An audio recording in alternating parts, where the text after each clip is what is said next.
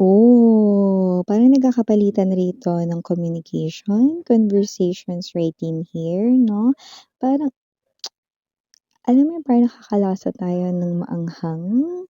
This could be something spicy na mga salita, 'no? Parang nag-aapoy yung dila, gano'ng klase ng energy, 'no? Yung klase ng communication 'no, na parang gusto mong mag-walkout. O yung klase ng communication na ayaw mo ng replyan, so parang gano'ng klase ng energy. But I'm gonna be honest, I'm picking up outside energy as well, so I do pick up that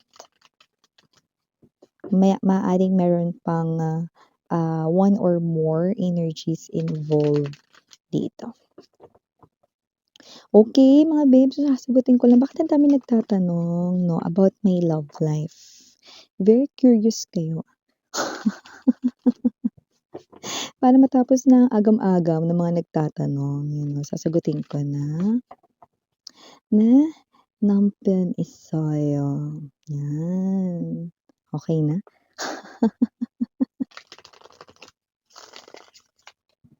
So, thank you so much mga babes sa inyong walang sawang love and support for me. Just take only what resonates, okay? So, let's begin. Halina't usisain, yes. May bago na naman akong nalamang Tagalog word, 'no, usisain. Oh, ay, nakaka-proud. Mhm. Four of Wands in reverse. Devil. Three of Cups. Three of Swords. I'm seeing a lot of trees right here. Page of Wands. Yung energy nito is yung parang ayaw mong makinig, 'no? This is you na parang sarado rito, 'no? Yung iyo rito na na isipan, and at the same time, you do not want to hear anything as long as related dito. Five of Cups, Five of Swords. Ooh, center of the reading. Seven of Wands. Okay. It's about the Eight of Cups to the Five. Okay, you could be seeing a lot of number 3 or number 5, or maybe this person here. Death. Tanging natin.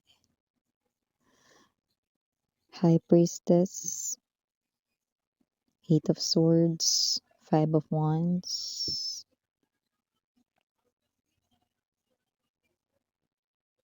Okay.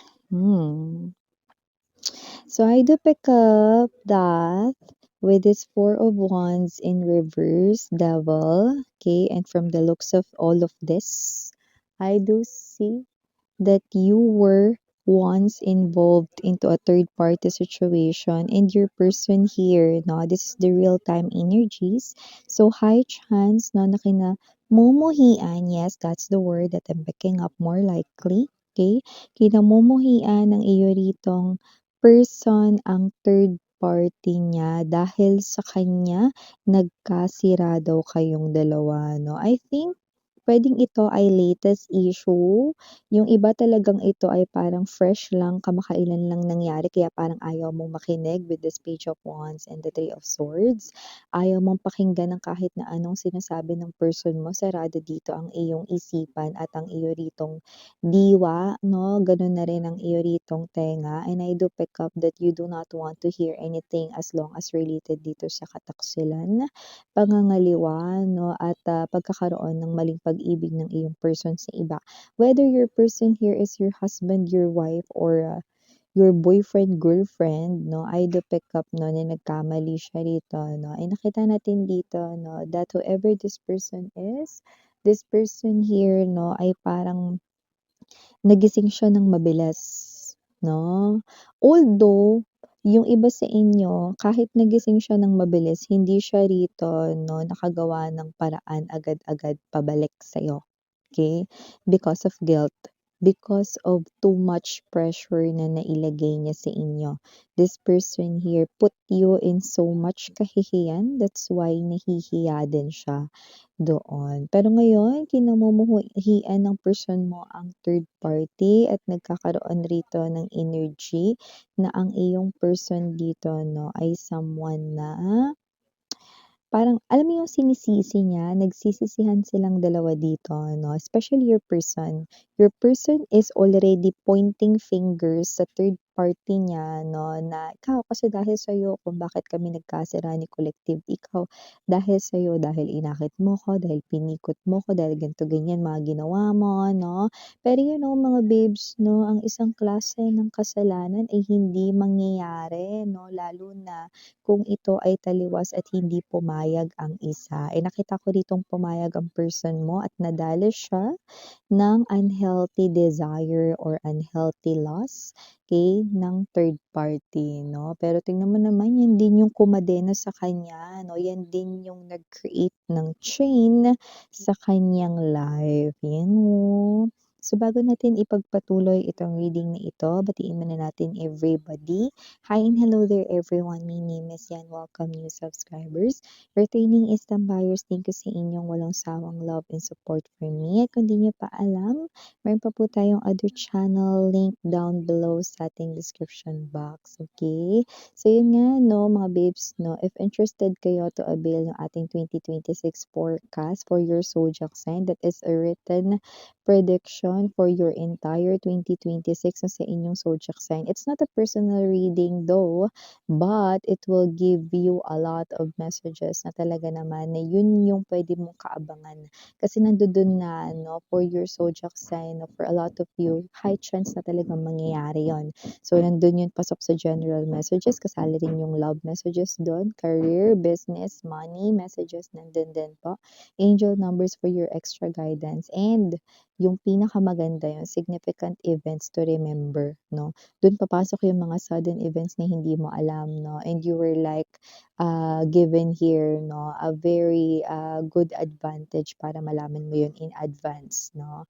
Yes. So, if you're interested na i-message lamang ako dyan sa the hypersisterokr@gmail.com. So, that's 415. Just message your zodiac sign. At yun nga mga babes, wala po tayong gender dito sa babae, lalaki, LGBT. Lahat ay welcome. Just take only what resonates. Okay?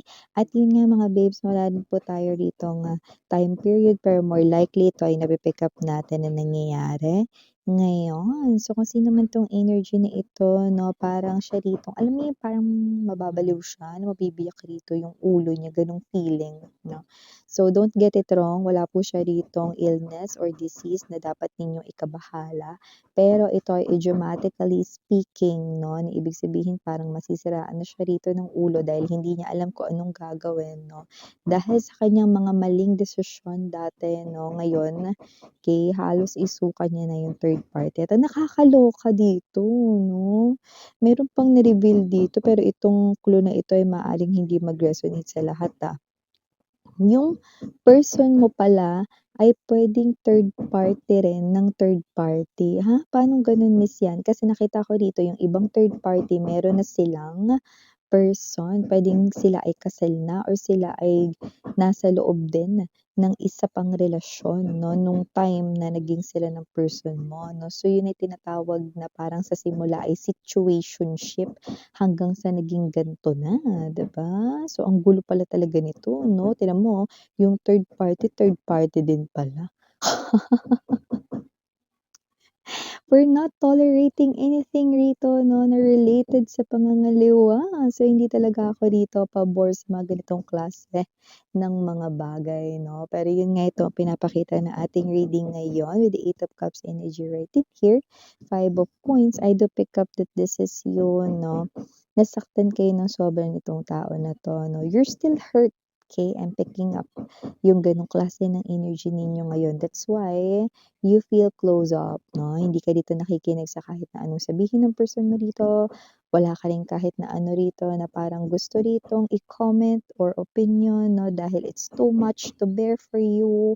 Yung iba doesn't have to be that it's something here na nangyari kamakailan lang pero feels like nangyari kamakailan lang because of the pain that you're bearing, no? Because of the pain that this person here had caused sa'yo. So, nakita natin dito that with the death, malinaw na talagang nag-end ang inyo ditong koneksyon na parang dati akala mo habang buhay kayo, no? Pero dahil dito sa pumasok na third party, the Four of Wands in reverse is an indication right in here, no, na pagkasira ng samahan na yun, no? So, nakita natin dito, no, na nasira ang samahan ng person mo dati, no, sa pagitan ninyong dalawa dahil dito sa third party na to. But now, nasisira ang kanilang samahan, no, na kagaya ng pagkawasak ng third party sa inyong relasyon, nawawasak din ngayon ng natural ang kanilang koneksyon. Ouch, no? But I do see that with the death, this is a major arcana and I'm picking up a very heavy, like a tornado-like vibe of energy. So definitely, no, this is the cause of the universe. Okay? I always, no, lagi ko sinasabi sa inyo guys, no, na mirror ang ating mundo. Ano ang iyong gagawin? Ito'y babalik sa'yo, tatalbog pabalik sa'yo. Kaya nga lagi ko sinasabi na kabutihan na lang ibato mo para kabutihan din yung masasalo mo, 'di ba? So dito, bad karma ang sinasalo nilang dalawa, no, dahil dito sa kamaliang ito. At ang nakakaloka, may nakuha pa ako ditong legalities, pwedeng court cases. I don't know if that's yun sa side ng third party. Baka nagkakaroon ng pagsampa ng kaso or whatever. Or just take only what resonates, no? So, ang gulo na, 'di ba? So whatever the case may be, it's not just about here the abandonment issue, but it's more likely, no, how a bad karma nakasisira sa isang tao, no? And yeah, your person here feels like nasisira yung kanyang buong world just because he or she, no, had done this sa inyo. And I do pick up na nananahimik nga siya ngayon with the High Priestess energy, pero nakakulong siya rito, no, sa pananatili sa loob ng damdamin mo, sa pananatili dito sa ganitong klase ng conflict na hindi niya matakas-takasan.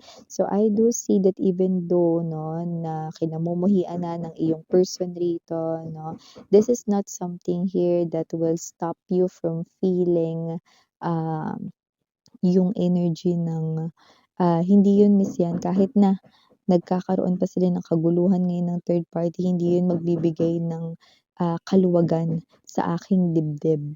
Yan, no? Parang sinasabi mo rito, it's not sapat, no? Na ganun yun para manumbalik ako sa kanya. Yan, no? Kung minsan niya akong nagawang iwanan, kaya niya din ulit yun, Miss Yan. Seven of Wands energy, Five of Swords. I know. Because with this Five of Cups energy, no, you feel like you are like a trash na tinapon lang just because hindi ka na niya kailangan nung time na yon. Okay? So, you feel like that you're a trash. Others, you feel like you're a toy. Okay? And you do not want to feel that kind of feeling anymore. That's why you are now recognizing that this person here I already banned, no? Ibig sabihin, nakaban na siya rito sa'yo. And I do see that whoever this person here is someone na nakikita natin, no? Na talagang very willing to fix everything, but it looks like hindi pa kayo handang makinig sa kanya or sarado yung isipan niyo sa kanya, and hindi lang yun ang hindi niya alam.